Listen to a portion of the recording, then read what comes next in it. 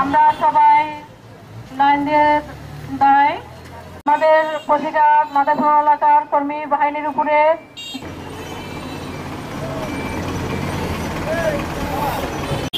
কর্মসংস্থান হয়ে আসছে হাজার হাজার কর্মীদের, এবং এই সংগঠনটা হামলা প্রতি আমি নিন্দা জ্ঞাপন করছি এবং পত্রিকা এই সন্ত্রাসীরা এবং সন্ত্রাসীদের অবিলম্বে গ্রেফতার করা, এদের কেউ কাজ করতে রুখে দাঁড়াতে পারবে না।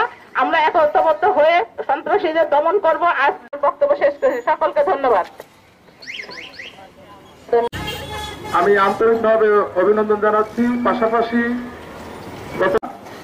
সেই উদ্দেশ্যে আজকে আমরা প্রতিবাদ জানানোর জন্য প্রতি যে অন্যায়ভাবে নির্যাতিত হচ্ছে তার একটা প্রতিবাদের অঙ্গ মানববন্ধন। এই নারীদের বাংলাদেশে সঠিক সত্যভাবে প্রতিষ্ঠিত করার জন্য যা কিছু প্রয়োজন হয় সামাজিকভাবে আমি ইটারবল ব্যবসায়ী সমিতির পক্ষ থেকে এদের সাথে একত্রিত ঘোষণা করলাম।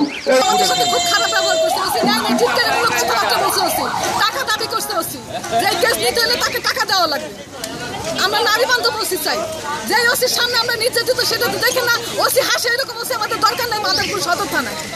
অত্র এলাকার সদস্যদের সঞ্চয়ের আমানত টাকাটা আমরা রক্ষা করে যাচ্ছি। এই আমানতটা যেন নষ্ট না হয় সেইটা রক্ষা করতে যে আজকে আমরা হামলার শিকার হয়েছি। আমরা বিভিন্ন সময়